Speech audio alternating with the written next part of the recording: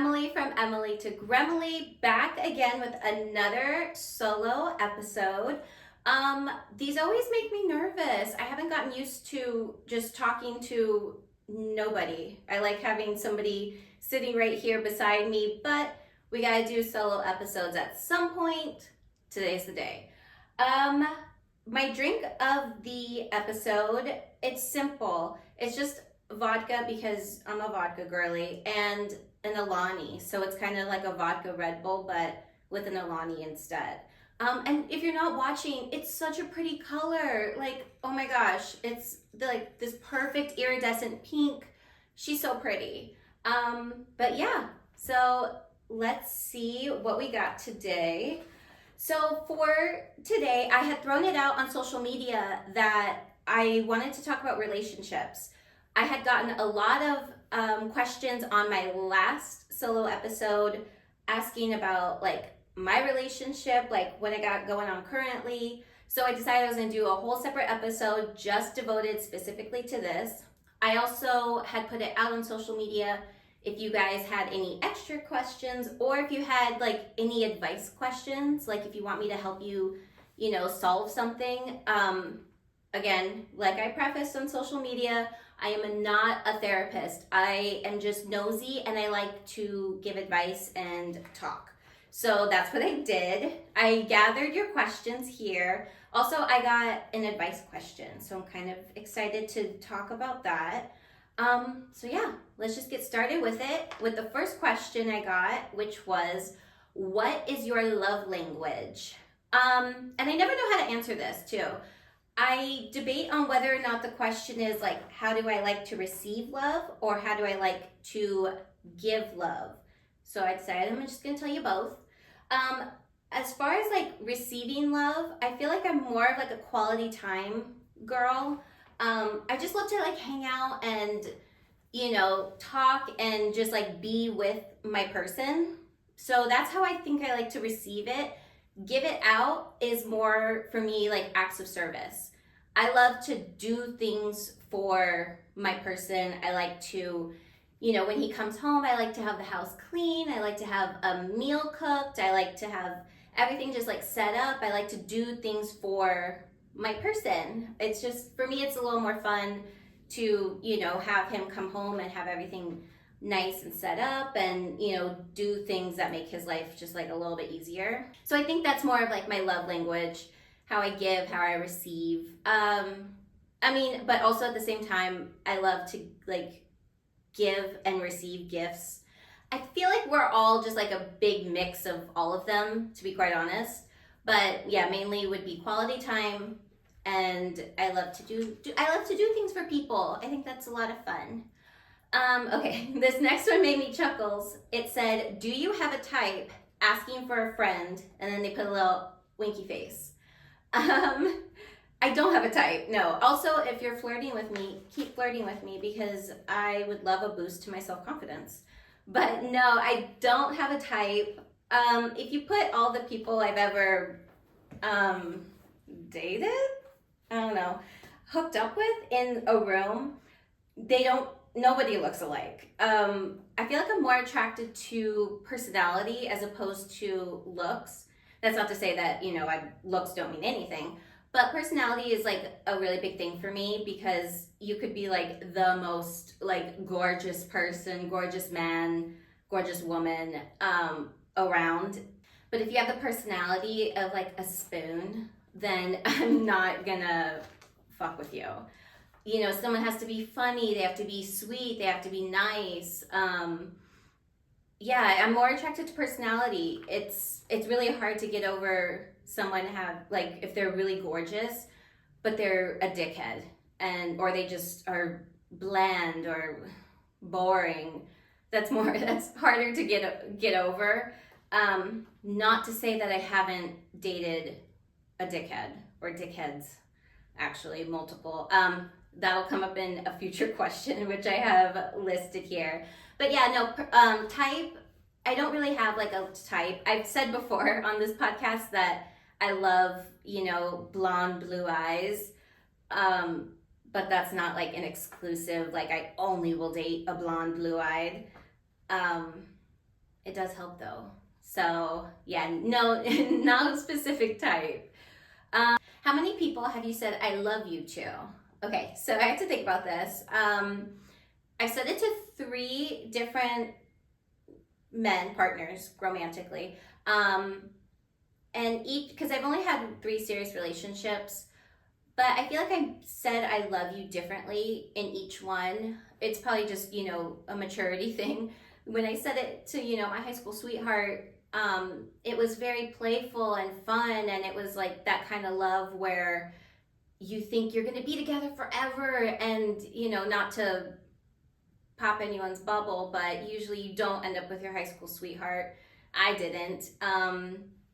But I meant it when I said it to him, and you really think it's like the end all be all, and you guys are going to be together forever, and it's just very sweet that you can look back on it fondly. With the second person, it was a learning experience. We were very toxic for each other. I did mean it when I said it, but it was a little more emotionally charged with him, and I'll get into it more with the next question. But now I feel like I have a very grounded and secure love with the person I'm with now. It's not toxic. We're just very much like in the moment with each other, and we're secure with each other.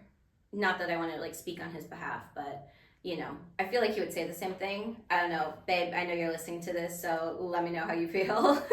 But yeah, I feel like it's more of a secure love, it comes from a place of just like maturity almost, even though I don't like to think that I'm old or mature. But yeah, I think it's a more mature love. So I feel like you can say I love you to multiple people over the course of your life and have it mean something different each time. And that's just coming with age. What happened in your worst relationship with an Aries?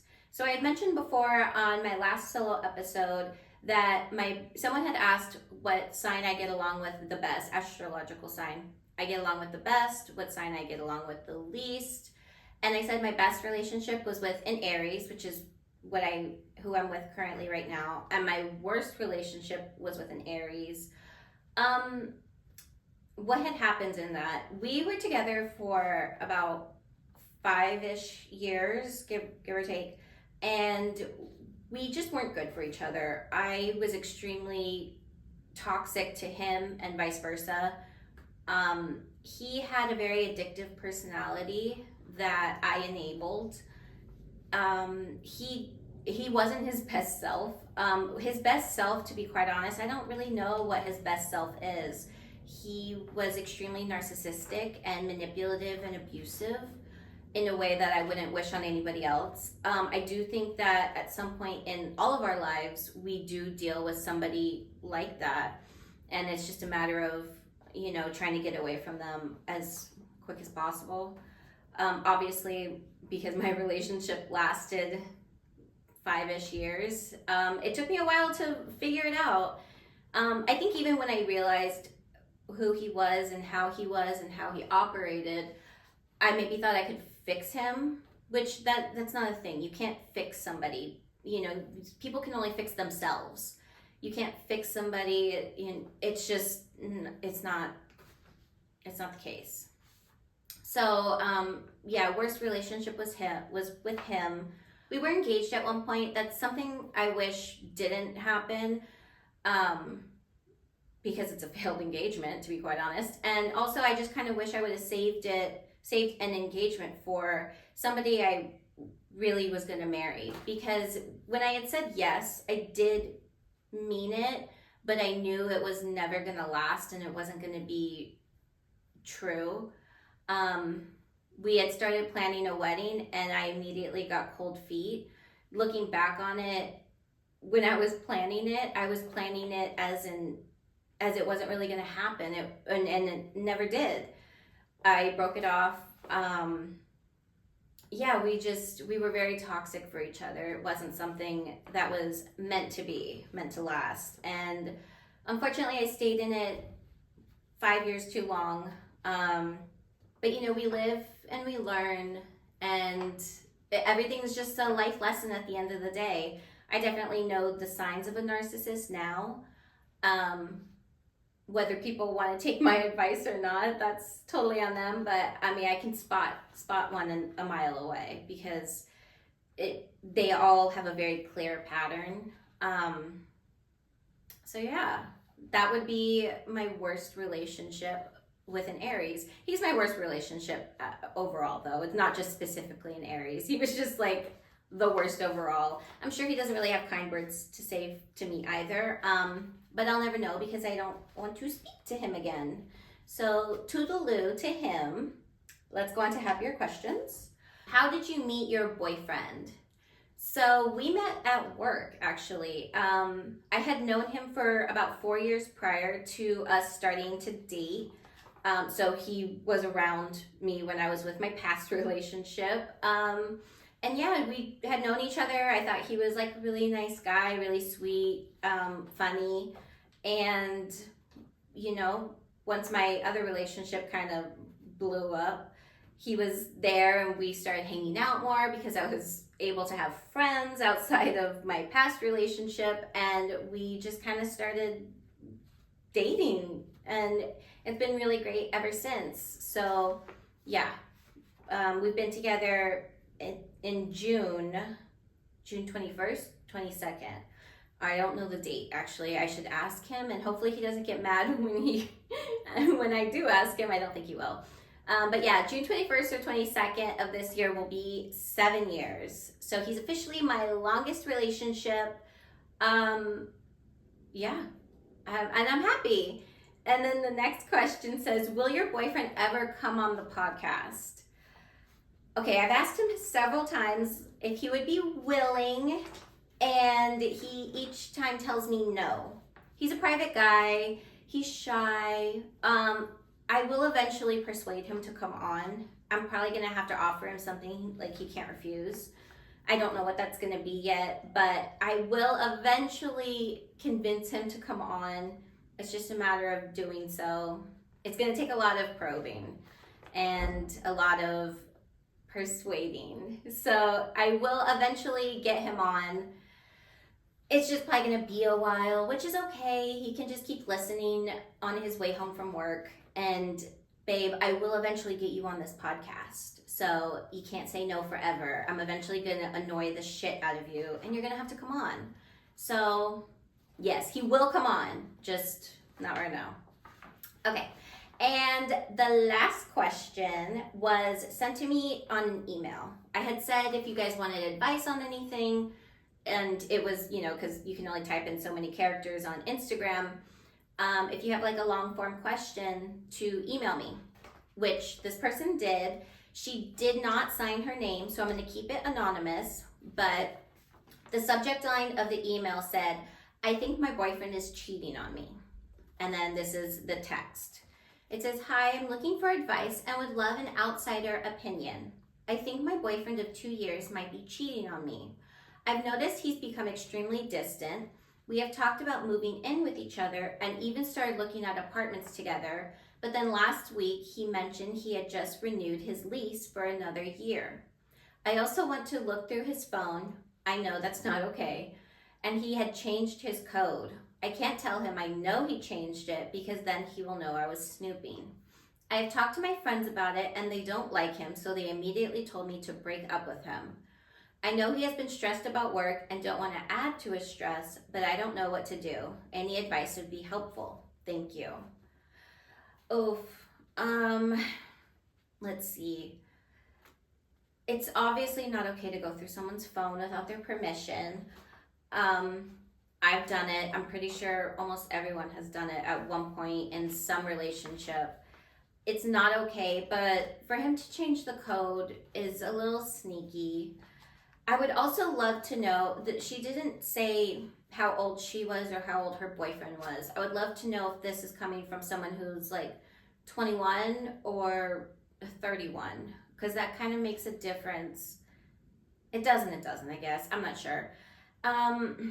Also, the friends not liking him, I would love to know why they don't like him, because, you know, I had this friend at one point who she was in this relationship and she didn't introduce him to any of our friends. Like, we had the same friend group, and no one had really met this guy, with the exception of two girls who said they hated him and that he was an asshole. And I couldn't really make my own opinion about him because she kept him hidden.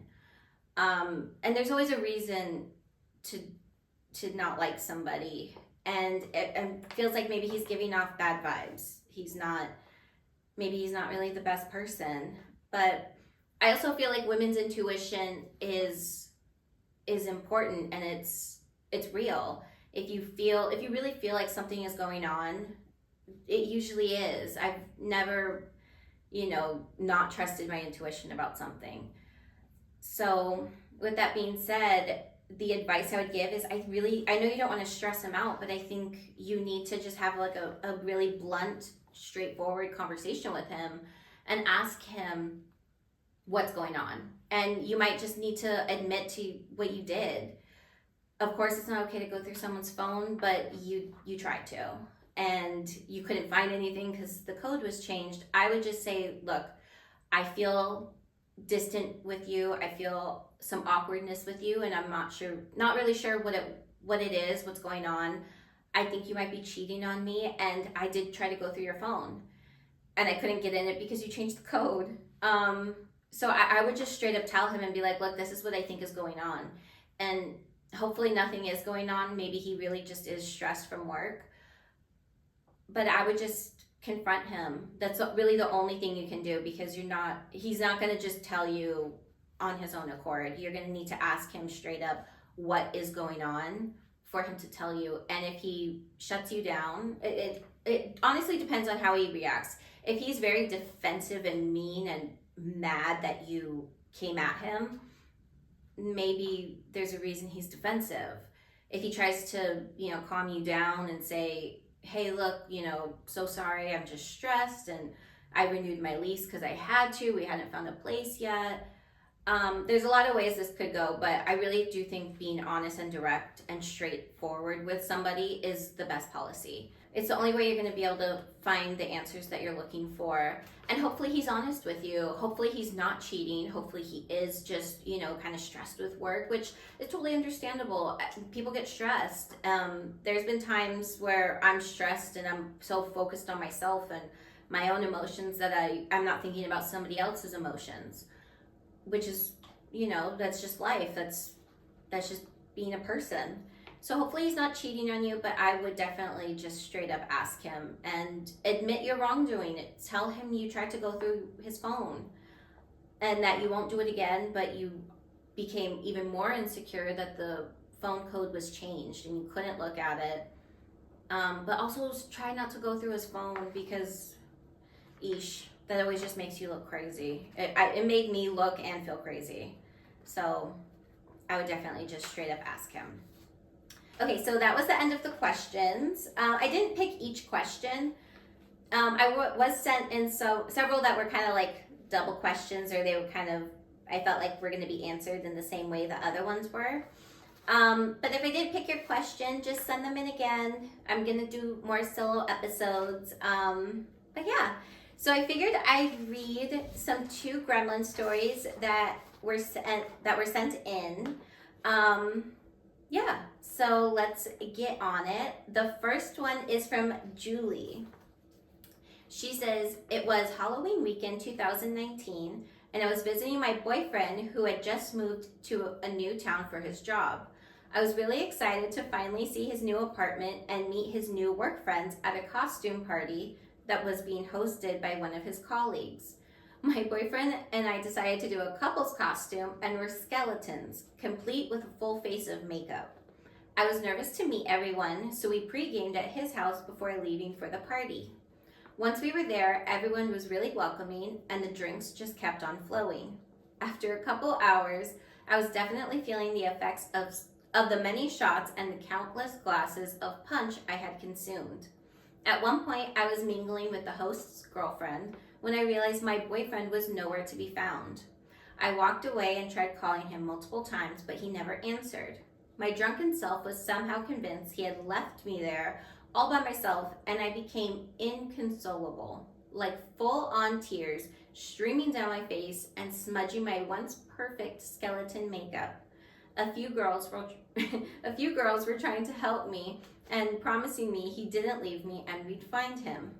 My tears turned into seething red anger, and I decided I needed to leave immediately, all caps.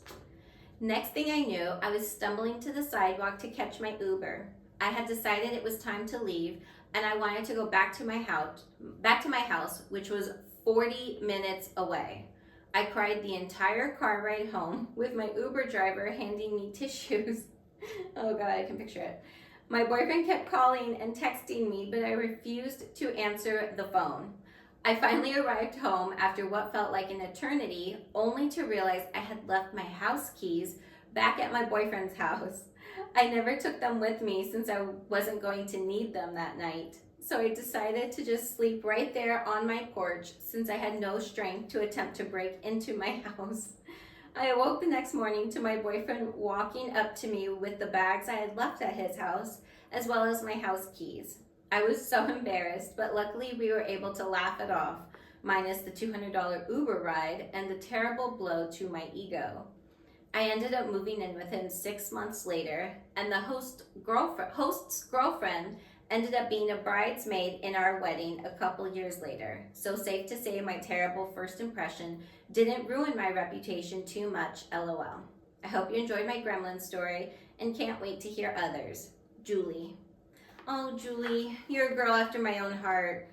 I picked it because I feel like I've probably done this, not for a Halloween party, but I for sure have lost a boyfriend at a party and then thought that it was the end of the world. I never had a $200 Uber ride, but this is me when I'm drunk for sure, and I've turned to the dark side, and there's no consoling a drunk gremlin. Plain and simple. You just think it's the end of the world, and that's that. Luckily, you have a boyfriend, now husband, who, can laugh with it as well. So good for you, Julie. But, oh, man, I can picture it, too. It's so sad. All right, the next one is from Erica. She says, my gremlin story produced another gremlin. After working from home during the pandemic, my friend group and I were unusually excited to be able to return to our party ways. My best friend decided to throw herself a birthday party at our house in January of 2022, and almost everyone she invited attended, including my ex-boyfriend. We didn't end on bad terms, so seeing him was a welcome surprise. We drank and danced all night long, and of course ended up in bed together. Even though the night was blurry, I do remember pulling a condom from my nightstand drawer and giving it to him, assuming he put it on. Oh. The next morning, we all woke up with the most disgusting hangover. It became an all-day affair of throwing up and stumbling back to bed. When the hangover and my ex finally departed, I was able to clean my room and the house and noticed the fully intact and unused condom wrapper on my floor. In a panic, I decided I must have handed him two, and all was well. 9 months later, I gave birth to our beautiful little daughter, Hayden. Even though we did not get back together, we are great friends, and he's the absolute best father to our little girl. Now she has officially reached her terrible twos, and I can absolutely say she is a full-on feral gremlin. Thanks for reading, Erica. Oh, I thought that was so sweet. I don't have a similar story. I just picked it because I thought it was really, really cute. And congratulations on your beautiful little gremlin. And I'm happy that even though you guys aren't together, you can co-parent and have a beautiful, beautiful relationship with your daughter, for your daughter. I just thought that was really sweet and lovely. And, but yeah, always use condoms because unplanned pregnancy is real. All right, guys, so that's the end of this episode. It's a short one. I think solo episodes are always going to be kind of short and sweet, as I like to say. So yeah, I'll just do like questions, read some gremlin stories. If you guys have any ideas of like what you guys want me to talk about, please send them in. I'm always looking for ideas. I have some episodes set up upcoming that I'm really excited about. I'm excited to talk to a few different people. I have some really fun episodes lined up, but solo episodes for me are always a little more uncertain. I don't really know what I'm going to talk about with you guys when I'm by myself. So if you have ideas, if you want me to answer a specific question, send those in. You can DM me on Instagram, which is Emily2GremleyPod. Send me a message if you have some ideas. You can also email me your gremlin stories at emily2gremleypod@gmail.com. And I also do have a TikTok. The TikTok's kind of slow moving. I don't really know how to promote myself on TikTok. So please give me a follow there. That's the same as everything else, Emily2GremleyPod. With your gremlin stories, my friend had mentioned in last week's episode that if you guys want to send in your gremlin stories with the drink that made you become a gremlin, that would be fun. I can make the drink myself and see how long it takes me to spiral and become a gremlin with the drink that caused you to spiral. I think that'll be fun. Yeah, so that's pretty much the episode. Send in your gremlin stories, send me messages, give me the feedback. You can also rate this podcast on Apple Podcasts, Spotify, Amazon Music. I'm listed everywhere. I'll actually do a different post separately to show where I'm listed and where you guys can find me. But yeah, make sure to send in your gremlin stories and rate this podcast. Give it 5 stars. If you're going to give me 1 star, 4 stars, 3 stars, I don't want that. Don't rate it. Just do 5. All right, guys. Thank you so much for joining me, and we'll cheersies with a drink. Cheers. Adios, adios.